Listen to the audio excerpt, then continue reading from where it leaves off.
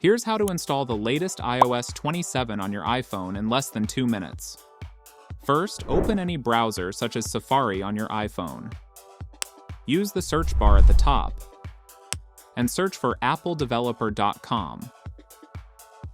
Tap on the official link from the results, and then tap on Sign In at the top right corner. Here, enter the email ID associated with your Apple ID. Next, type in your password and then sign in.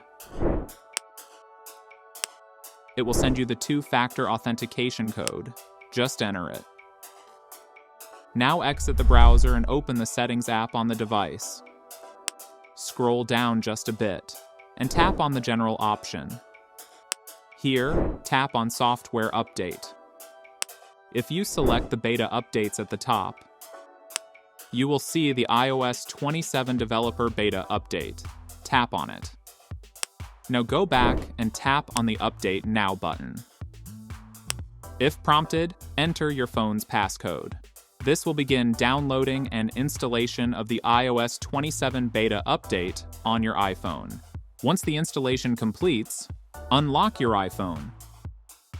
You'll see a software update completion notification.